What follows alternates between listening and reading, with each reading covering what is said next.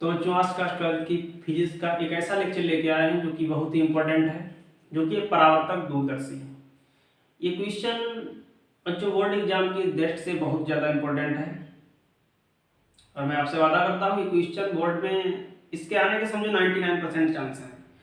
और मैं आपको इस तरीके से समझा दूंगा कि क्वेश्चन आप लोग भुलाने से नहीं भूल पाओगे, मेरा ये आपसे वादा है। तो चलिए बच्चों स्टार्ट करते हैं। तो क्वेश्चन है कि किसी परावर्तक दूरदर्शी का किरण पथ खींचकर उसमें प्रतिबिंब का बनना समझाइए। बच्चों हमने इसका डायग्राम पहले से ही बना दिया है जिससे कि ज़्यादा वीडियो लेंथी ना हो, इस वजह से हमने डायग्राम बना दिया है। और एक बात याद रखना, ये क्वेश्चन 5 नंबर में बोर्ड एग्जाम में आएगा तो 2.5 नंबर तो आपका डायग्राम में ही मिल जाएगा। ठीक, अच्छा आपने अगर एकदम का नाम साफ सुंदर डायग्राम बनाया तो समझो 2.5 नंबर आपका मिल जाएगा। ठीक, तो डायग्राम भी इसका प्रैक्टिस कर लेना, 2-3 बार बनाना और आ जाएगा आपको। तो जो सबसे पहले एग्जाम में आप लोग हेडिंग लगाना परावर्तक दूरदर्शी, परावर्तक दूरदर्शी। इसके ये क्या होती है बच्चों, हम आपको पहले डेफिनेशन बताएंगे और इसकी डेफिनेशन का नाम, रचना और प्रतिबिंब का वर्णना, ये सब पहले बताएंगे। उसके बाद हम लिखित में भी लिखकर आपको दिखाएंगे और आप लोग इसका स्क्रीनशॉट ले लीजिएगा। तो जो सबसे पहले आपको बताते हैं कि परावर्तक दूरदर्शी होता क्या है। बच्चों देखिए, परावर्तक दूरदर्शी एक ऐसा प्रकाशिक यंत्र होता है जिसकी सहायता से बहुत दूर स्थित वस्तुओं का बहुत अधिक चमकीला प्रतिबिंब प्राप्त किया जाता है। यानी परावर्तक दूरदर्शी एक ऐसा प्रकाशिक यंत्र होता है जिसकी सहायता से बहुत दूर स्थित वस्तुएं जैसे तारे, ग्रह आदि का चमकीला, बहुत ज्यादा चमकीला प्रतिबिंब प्राप्त किया जाता है। ऐसे प्रकाशिक यंत्र को बच्चों परावर्तक दूरदर्शी कहते हैं। अब बच्चों यहाँ पर एक क्वेश्चन ये बन जाता है कि इसका नाम परावर्तक दूरदर्शी क्यों पड़ा। बच्चों आपको बता दें कि इसका नाम परावर्तक दूरदर्शी इसलिए पड़ा है क्योंकि यहाँ पर अविदृश्यक लेंस के स्थान पर अविदृश्यक अवतल दर्पण का यूज हुआ है। अविदृश्यक लेंस के स्थान पर यहाँ पर अविदृश्यक अवतल दर्पण का यूज हुआ है। और आपको पता है कि दर्पण का काम होता है प्रकाश का परावर्तन करना, प्रकाश टकरा कर गायब हो जाना दर्पण से। तो इसीलिए बच्चों इसका नाम पड़ा है परावर्तिक दूरदर्शी या परावर्तक दूरदर्शी। तो बच्चों अगली हेडिंग आप लोग लगाना रचना। तो रचना आपको हम पहले बता रहे हैं, उसके बाद हम लिखकर भी दिखाएंगे। पहले हम मौखिक रूप से आपको बताते हैं। रचना में बच्चों आप लोग ये लिखना कि परावर्तक दूरदर्शी में अविदृश्यक लेंस के स्थान पर एक बड़े द्वारक का अवतल दर्पण होता है। ठीक, यानी परावर्तित दूरदर्शी में अविदृश्यक लेंस के स्थान पर बड़े द्वारक का एक अवतल दर्पण होता है जिसकी फोकस दूरी बहुत ज्यादा होती है। उसके बाद बच्चों लिखना कि इसमें एक नेत्रिका लेंस होता है। ठीक, इसमें क्या होता है, एक नेत्रिका लेंस होता है और अवतल दर्पण की मुख्य अक्ष, ये बच्चों अवतल दर्पण की क्या है, मुख्य अक्ष। अवतल दर्पण की मुख्य अक्ष से 45 डिग्री पर, कितने डिग्री पर बच्चों, 45 एंगल पर, 45 डिग्री पर एक समतल दर्पण M2 झुका रहता है। ठीक बच्चों, एक समतल दर्पण M2 झुका रहता है। ये चीज बच्चों आप लोग लिख देना रचना के अंतर्गत, रचना हेडिंग डाल करके। उसके बाद बच्चों आप लोग हेडिंग लगाना प्रतिबिंब का बनना। ठीक बच्चों, प्रतिबिंब का बनना। अब अभी हम समझा रहे हैं, उसके बाद आपको बिल्कुल लिख के दिखाएंगे प्रतिबिंब का बनना। बच्चों क्या लिखेंगे आप लोग, परावर्तक दूरदर्शी में एक अवतल दर्पण अविदृश्यक के रूप में कार्य करता है और एक नेत्रिका लेंस होता है और एक समतल दर्पण होता है। फिर आप लिखना कि अवतल दर्पण की मुख्य अक्ष से बहुत ज्यादा दूरी पर या बहुत दूर एक वस्तु AB रखती है। वस्तु AB से चलने वाली प्रकाश किरणें एक दूसरे के समांतर, वस्तु AB से चलने वाली समांतर प्रकाश किरणें अवतल दर्पण पर टकराती हैं या अवतल दर्पण पर आपतित होती हैं। वस्तु AB से चलने वाली समांतर प्रकाश किरणें अवतल दर्पण पर आपतित होती हैं और अवतल दर्पण पर अपवर्तन के पश्चात, अवतल दर्पण से परावर्तन के पश्चात, अवतल दर्पण से परावर्तन के पश्चात समतल दर्पण M2 पर आपतित होती हैं। बच्चों कहां पर आपतित होती हैं, समतल दर्पण M2 पर ये बच्चों समतल दर्पण M2 है, इस पर क्या होती है, गिरती हैं या यूं कहने आपतित होती हैं।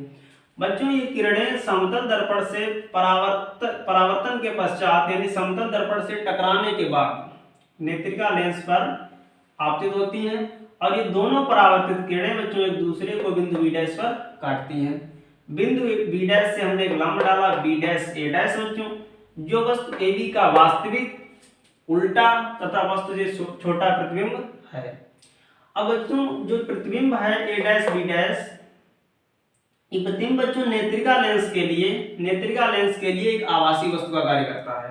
यानी बच्चों नेत्रिका लेंस प्रतिबिंब A', को अपनी आभासी वस्तु मानता है और जिसका फाइनल प्रतिबिंब, जिसका बच्चों अंतिम प्रतिबिंब कहां पर बना देता है, कौन, नेत्रिका लेंस, जिसका बच्चों अंतिम, इन दोनों किरणों को बच्चों हमने पीछे हटाया इस टाइप से, ठीक। तो नेत्रिका लेंस क्या करता है, इस प्रतिबिंब A' यानी अपनी आभासी वस्तु A', का अंतिम प्रतिबिंब स्पष्ट दृष्टि की न्यूनतम दूरी D पर बना देता है बच्चों, जिसका नाम है A', ठीक बच्चों। ये तो रचना के अंतर्गत आप लोग लिखना। अब बच्चों हमने जो बात बताई मौखिक रूप से उसको अब हम लिखकर दिखा रहे हैं, ठीक, और आप लोग उसका स्क्रीनशॉट ले लीजिएगा। तो सबसे बच्चों पहले हम लिखेंगे इसकी डेफिनेशन, उसके बाद हम हेडिंग डालेंगे रचना लिखेंगे, उसके बाद बच्चों हम हेडिंग डालेंगे प्रतिबिंब का वर्णन, ठीक। तो लिखते हैं। तो बच्चों ने परावर्तक दूरदर्शी की डेफिनेशन और इसमें रचना लिख दी है, इसका आप लोग स्क्रीनशॉट ले लेना। तो हम पढ़कर बता रहा हूँ आपको। परावर्तक दूरदर्शी एक ऐसा प्रकाशीय यंत्र होता है जिसकी सहायता से बहुत दूर स्थित वस्तुएं जैसे तारे, ग्रह आदि का बहुत अधिक चमकीला प्रतिबिंब प्राप्त किया जाता है। इसे परावर्तक दूरदर्शी कहते हैं बच्चों, क्योंकि इसमें अभिदर्शक लेंस के स्थान पर आपतक दर्पण प्रयुक्त हुआ है, इसीलिए बच्चों इसका नाम पड़ा है परावर्तक दूरदर्शी, ठीक। क्योंकि बच्चों अवतल दर्पण का काम होता है प्रकाश का, अवतल दर्पण या उत्तल दर्पण मतलब दर्पण का काम होता है प्रकाश का परावर्तन करना, इसीलिए बच्चों इसका नाम पड़ा है परावर्तक दूरदर्शी। बच्चों हमने इसमें रचना हेडिंग डाली है, तो रचना के अंतर्गत आप हमने लिख दिया है कि इसमें अधिक फोकस दूरी व बड़े द्वारक का एक अवतल दर्पण M1, ठीक, ये अवतल दर्पण क्या है M1, व कम फोकस दूरी तथा छोटे द्वारक का एक उत्तल लेंस E लगा होता है, ये उत्तल लेंस E है बच्चों, जो नेत्रिका लेंस का कार्य करता है। इसी को बच्चों ये नेत्रिका लेंस का कार्य करता है, ठीक। तथा अवतल दर्पण की मुख्य अक्ष से, ये बच्चों अवतल दर्पण की मुख्य अक्ष है, इसके अवतल दर्पण की मुख्य अक्ष से 45 अंश के कोण पर एक समतल दर्पण झुका होता है बच्चों, 45 अंश के कोण पर समतल दर्पण झुका होता है, जो कि बच्चों क्या है M2, ठीक बच्चों। अब अगली हेडिंग हम लगाएंगे प्रतिबिंब का वर्णन। तो बच्चों आप लोग इसका स्क्रीनशॉट ले लीजिएगा।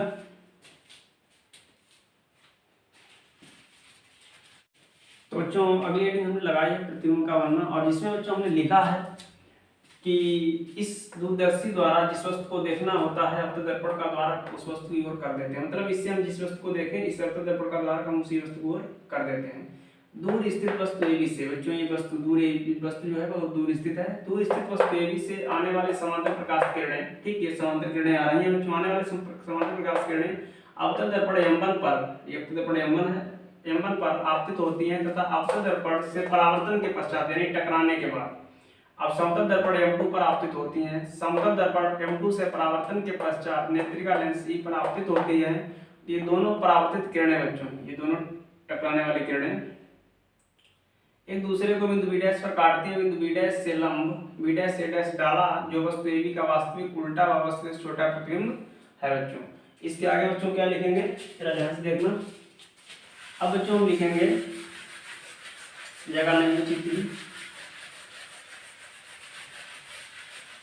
अब बच्चों नेत्रिका लेंस क्या करता है, प्रतिबिंब A' को अपनी आभासी वस्तु मानता है, तो हम लिख देंगे अब नेत्रिका लेंस प्रतिबिंब A' को अपनी आभासी वस्तु मानता है, जिसका अंतिम प्रतिबिंब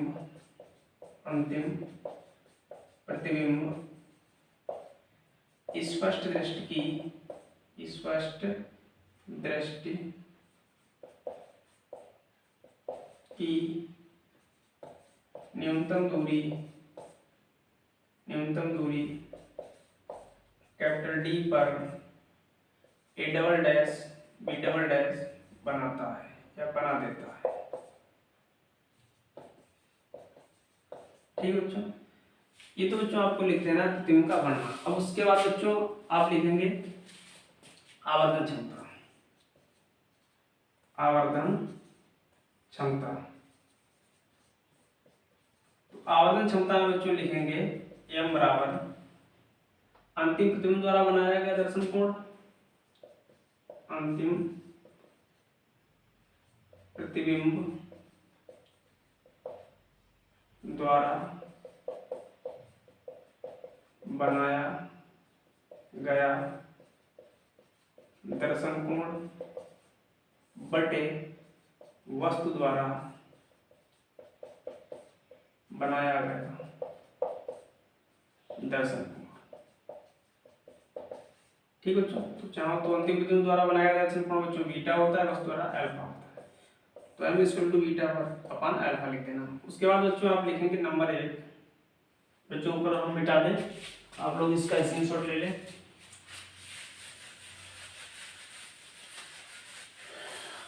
ठीक बच्चों, इसका भी आप लोग स्क्रीनशॉट ले लो। उसके बाद आप बच्चों लिखेंगे कि जब प्रतिबिंब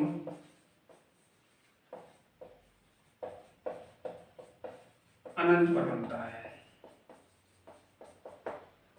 तब बच्चों तब आवर्धन क्षमता क्या रहेगी। तो बच्चों जरा ध्यान से देखना, यदि हम माना कि अभिदर्शक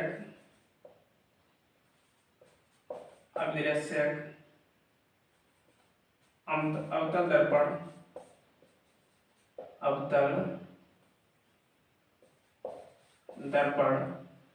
m1 है, इसलिए बच्चों अवतल दर्पण